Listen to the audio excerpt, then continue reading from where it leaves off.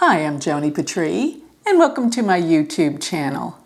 Well, today I want to continue with the Ask Joni, and what I'm about to do right now is I'm taking all of your questions from the first Ask Joni, and I'm going to answer as many as I can in an allotted amount of time because, oh my goodness, there were so many questions. And there were so many great questions. I feel like I kind of know you guys now. It was a lot of fun sorting through them, and I think I'm going to continue to do this because I think there's a lot that can be learned, and I can share my knowledge and really kind of connect with all of you and all my friends and students and fans out there. So this is just a really, really fun project. So let me begin with, I'm going to give the question and then I'll give my answers. So let's go. So the first question that I want to use today is, and this is by Sunflower, how should the planetary positions of somebody be for someone who wants to win the lottery? Oh my God, so many people want to know if and when they're going to win the lottery. I'll never forget, about 15 years ago, I had a client come in my office and she sat down and said, I don't want to know if, I want to know when I'm going to win the lottery. And that was all she wanted to know from her chart. And sometimes it's just not there so much. You've got to have a lot of Dana yogas, which Dana yogas are the yogas that deal with wealth and the aspects. Now let me reframe this. I wrote a book in 2008 called How to Make Money Using Astrology. And the cover, the title's kind of misleading a little bit because really what I wanted to do was empower people to make money. It's not just about, getting rich, making money. It's about the power and vibration of money and how it should be used for good. But I have a chapter in there with about 15 people that won the lottery. And what I surmised the most out of that was that Jupiter and Rahu were in a trine, in a trinal aspect, in the sky that is. So when they come together and form a trine, then if you have a natal planet, and especially if you have one of your nodes, Rahu or Ketu, in a trinal aspect to either Jupiter and Rahu in the sky. And what's a trinal aspect? It's 120 degrees away. But just for easy reference, I call that a 5-9 aspect. So if you count from your planets to where Rahu or Jupiter are transiting and you count 9 or 5 signs away, then it's there. And that's when you're luckiest. Now, let me give you a little clue. There is going to be a time when Jupiter and Rahu are going to be in a trinal aspect coming up in the sky. So what would happen is if you have one of your planets there, plus a little help from your Rahu or Jupiter. So in other words, if you have Jupiter or Rahu, either conjunct or in a trine, it's great for money and winning lotteries. It's not so great for other things. We won't get into that. But around February 21st or 22nd of 2021, Jupiter and Rahu will be in a trinal aspect with each other. And at that time, so it's going to be really late February, late March, if you have a planet that completes that trine, a grand trine, then you're very lucky financially at that time. But I recommend that you get my book, How to Make Money Using Astrology, an entire chapter on that. And at the end of the book, it gives all these indications I just spoke about. And I have had an article on my website under articles on galacticcenter.org concerning this. So I hope I answered your question. Next question. Joni, do you believe that after our bodies die, we go to our real home And do you think our real home location is above and beyond space? Well, and this is from Miji, okay? And my answer to that is, you know, a lot of people have a lot of ideas about what they think it is. Nobody's really been there and come back, but I will say this. I had my very best friend pass away in the late 90s, and she communicated and told me so many things about the other side. And I have no doubt about it now, because she actually, I mean, it's a long story, but she actually proved that she was communicating with me, because one time I said, Lynn, if this is really you communicating with me, make this song come on the radio right now. The minute I said that, that song came on. So that was really, I said, okay, I'll never discount this again. But the way that she made it sound, she says that you are with everything. There is no separation. You are one with everything. So it's nothing that's outside of us. I think it's almost like different dimensions that we're in all at the same time. And she said, it's like you're beneath the water and I'm in the air. And the reason why it's so hard to communicate is the density of the planet Earth, the heaviness, and I'm out here where it's light, but I'm one with everything. She said being in the bodies is so limiting and separating. It's so much more natural to be one with everything. And she says, this is the natural way to be. Yes, where we are now is totally unnatural. And the reason why there's so much fear is because we're separate from everything and everyone. And when we pass, we're one with everything and everyone. So I hope that describes a little bit. But she also said this, you can't imagine what it's like. It's something beyond your physical comprehension and senses. So it's very hard to describe. So going on, here's a question about, let's see, Malid says that when you do predictions for each sign for each month, you mention if the moon sign or the ascendant sign. What would you differentiate between if the person's moon is in a sign? In other words, what I'm surmising from this, which one do I read from? And why do I give two different, the moon or the ascendant? Well, I have come to realize the moon is how we feel about things.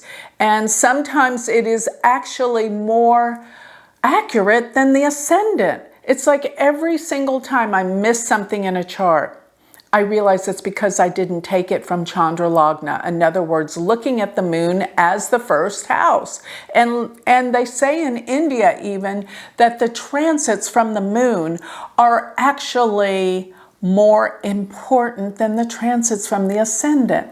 And every time I'm seeing something's not working, I'm like, put it from the moon and there's the answer, always. So I'm starting to lean almost towards looking at the moon as the ascendant more than the ascendant. But of course, the moon stays in a sign for about 2.5 days. So it's not as personal, but the ascendant stays in a sign for 2 hours from beginning to end. So it's definitely more personalized, but with so much inaccuracy with astrology, not knowing our time of birth. Always look from the moon. Remember, it's about how you're feeling about things. And isn't that the most important thing?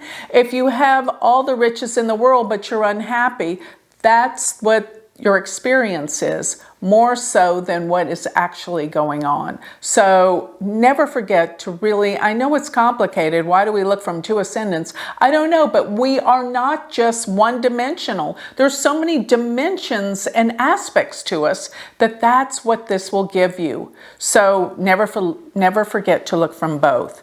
Okay, now the next question is meditate with me. How can you read mental illness in a chart, like anxiety and depression? Well, I did do a YouTube video on this, and it's about the isolated moon. So the moon deals with our mind. It deals with our emotions, how we feel. So especially when people are going through Sati Sati, where Saturn comes to the sign of the moon, you're gonna feel pretty heavy, sometimes depression. So it's what's reflective of the moon. And mental illness, I find a lot of times has to do with extremes with the moon, whether it has Uranus conjuncted, whether there's Mercury. Mercury moon can really deal with some outrageous mindsets and sometimes delusional. And Neptune with the moon. Neptune can be delusions, not always. Remember, there's always a positive and a negative way that these things can be interpreted. Therefore, it's really up to us if we're going to choose the negative or the positive of a lot of these planetary energies. But the way that we've been, our upbringing, and that's all visible in the chart, that determines a lot about our emotional responses to things, which will go together with mental illness. So there's so many things, but I do find when there's aspects between the moon and Mercury, that they're both dealing with consciousness and thought, that this can cause some issues with mental illness, being over the top, never stopping the thought process. But there's nakshatras, such as the moon being in Shatabishak, that can have some mental problems and things, and sometimes just hard to cure diseases. But there's many variables. It's not just one thing, but the moon, Mercury, and how the moon is placed will give you a very clear indication of consciousness and mind. That's actually why I wrote my book, Moon, Mind, and Consciousness, all about the mind and how it operates. So the next question is by Chris Smith. My brother's an expert at investing. He has made a fortune on investing in the stock market. He made 40K in 2 weeks. He put in when it dropped and sold. He told me to trust him, to wait the first week of July to invest. He said the second quarter earnings will cause it to go down. Listen, people, wait till July 1st to invest. Well, I know this is crazy times, and I want to remind everyone I'm not a financial expert, but I don't even think it takes an astrologer or an expert to know that if you invest in some certain stocks right now, you're going to do great, because the stock market is not going to stay down. As I said before, it's just like 2008 or 1987. People that invested when it went down, it went up a couple of years later. Those people were happy. They did well. They doubled, tripled their money. The problem is you got to have money when the stock market drops like that. I was never in that position before. But if you invest, listen to this. If you invest in airline stocks right now, there's no way it's not going to go up. I mean, it's a no-brainer. The government's going to bail them out. And I always tell people, now remember, I'm not an expert and I could be wrong, but Southwest Airlines, come on, that is the biggest airlines. They have more takeoff and landings than any airline in the world. And their stock's rock bottom right now. The government's going to help the airlines. We all want to start traveling again. Guess what? It's a great stock to invest in right now. And another person asked about, what's the deal? You keep talking about oil. Where is that gone? Why is that not panned out? Well, here's my prediction about oil. I think oil prices are going to go up in June. Why? Because transiting Mars is going to conjoin Neptune. And Neptune rules oil and gas, and many, many times previously I've noticed whenever there's an aspect between Neptune and Mars aspecting Neptune, the oil prices go high.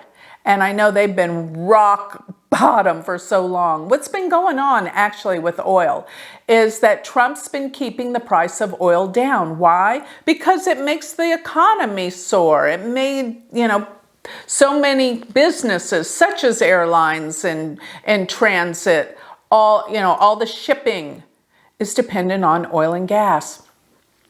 So once all of these changes come about and all of what's going on in the Middle East changes, oil prices will come up.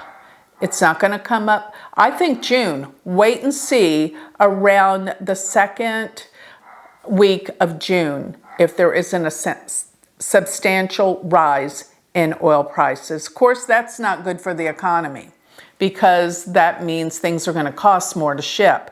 And that has its repercussions, but for places like where I'm at, Texas, people will have their jobs back. So, all right, so next thing, Joni Nezza, he says, is chart relocation relevant, such as you're born in a certain continent and you move to another? I believe it is. And it's not everything, though. It doesn't disqualify your chart, of course, but let me just say this. I've noticed that people, when they move, like from Europe to the United States or anywhere, where it's a big change, if you change what you do with chart relocation, it's not astrocartography. It's actually astrolocality is what I call it. There's two different things that you can use. And astrolocality is when you move to a certain place, you change the longitude and latitude for your chart for that place that you're living instead of the longitude and latitude for where you were born. And that chart will give the results of that particular place where you've moved to. So that's a good tool to use as to where you should move, because your ascendant will change according to different places on Earth. Your entire chart will stay exactly the same, just your ascendant will change. Therefore, all your planets will go into different houses. And astrocartography, yes, I do astrocartography as well. When you put the planetary lines of your birth chart, drape them across the globe, certain lines will activate certain places. And this gives you an idea of where to live. And the way that I look at astrocartography is I look at it in terms of how those planets are placed in your Vedic birth chart. So if Jupiter is in the 8th house and it's debilitated, it's a very difficult planet, you're not going to want to move to your Jupiter line. Whereas some astrologers just look at, especially Western astrologers, Jupiter's good, Saturn's bad, you don't want to move to your Saturn line, you want to go, no. It depends on how these planets are placed in your chart as to what planetary line you want to locate to or move away from. And sometimes when there's no lines, it might be a peaceful place because you don't have the intensity of all these different lines. And in that case, I use the relocation chart instead of the astrocartography to figure out the best place to live. And if you don't move that far, whereas using the relocation, let's say that nothing really changes, but you can look at the divisional charts. That's how you get the change from close locations. I definitely look at the Navamsha chart and how things will manifest for certain places. So I hope I answered that. Okay.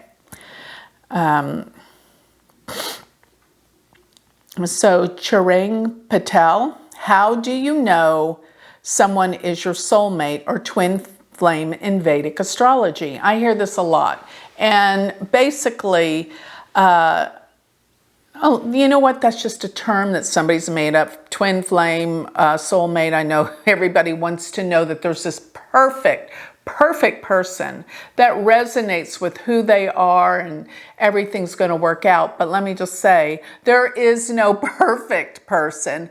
But the way that I would look at a chart is when you have another person and their chart aligns with your chart, such as your Venus is on their Mars, your Ketu is on their Venus. Ketu and Rahu are destiny. And when you have the nodes combined on someone else's natal planets, you're going to know that you were connected in a past life and you have karmas to work out, good and bad. It's not all that there's this, this is this idyllic person that's so perfect.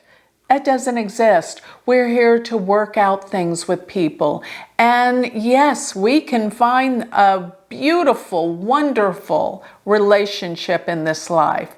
But I guess, if you really want to say twin flame, that's going to be the person that has the same astrological signatures in their chart that you have.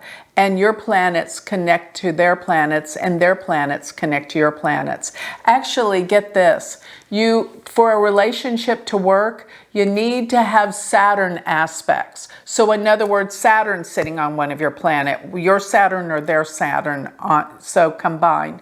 So when you find the charts connect, then this will be your soulmate, because there is that aspect of what you're here to learn from them and work out with them. Okay, here's a great question by Shannon Robertson.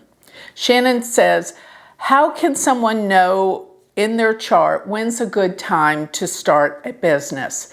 And I love this question because it's just so pertinent.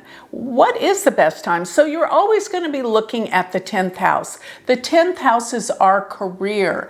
It's our social standing, how we appear to the world.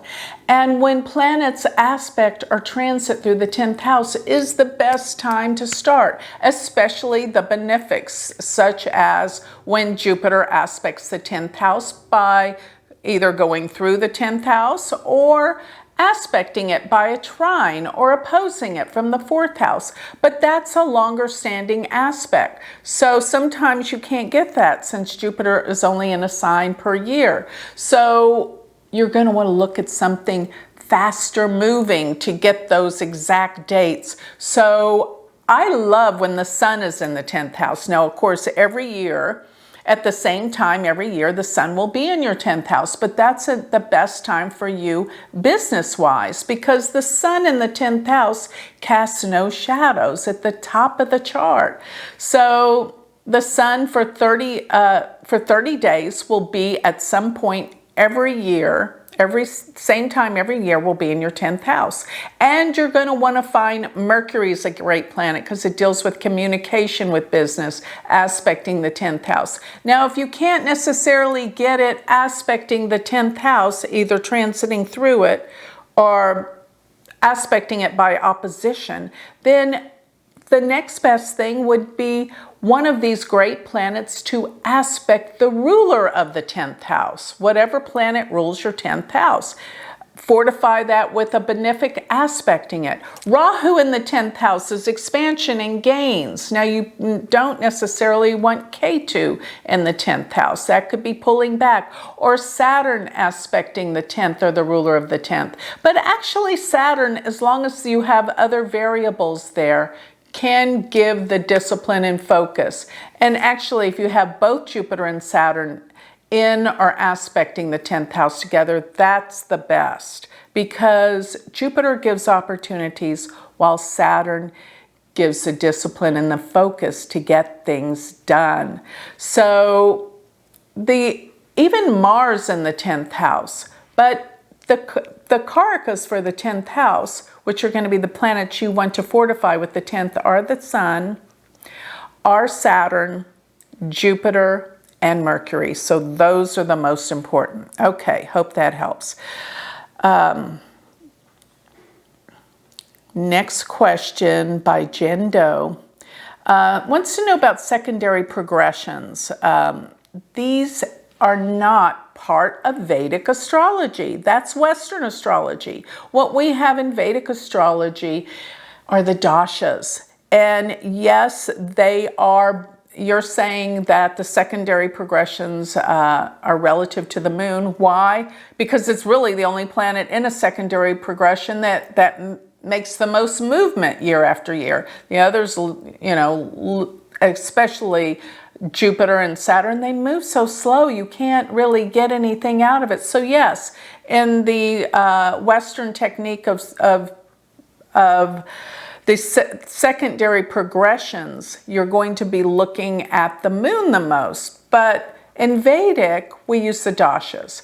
And let me just say this. I know all of you guys are, you know, very much entrenched in Western astrology. But once I really, really learned all the basics and how to use Vedic, I found it unnecessary to even look at that anymore. You'll do the same thing, but the dashas are stellar in terms of prediction. They give the big picture of how things are going to be occurring throughout your life, and they're so easy to read. And then combining it with transits, you're going to have all the tools you need to really forecast and see where you're headed in the future. Trust me. Okay.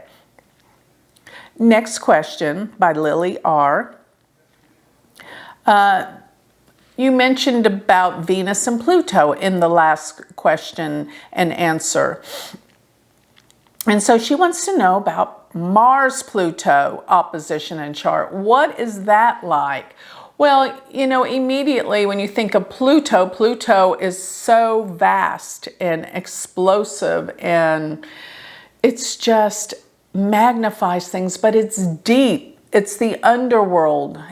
And Mars, triggering that, could really represent enormous depth, enormous knowledge from the deepest aspects of the soul. You see, when I think about Pluto, all I think about is every single definition for what? The 8th house. That's Pluto. So it can be research, it can be depth, it can be all sorts of things that can deal with the underworld, and even explosions of emotion with Mars triggering it. Of course, the houses they're in and the signs they're in will be relative as well. And it's not always a bad thing. It can be enormous energy and depth, and the ability to research things like nobody else can. Okay. So now the time is up. I have gone over many of the questions, and what I'm going to do is I'm going to make a series of different videos where I will answer questions. So, but with this one, I'm going to wrap it up. I don't want these to be over 30 minutes because for most of you, we're busy. And we don't want videos that are going to take all day. So let me end it here. And with that, if you would like to learn Vedic astrology, don't forget, I have an incredible online university that you can learn from me personally and become certified with Vedic astrology. That website is University of Vedic Astrology.com. And if you would like a consultation or learn more about me or look at some articles on my website and sign up for my free newsletter, go to galacticcenter.org. Thank you.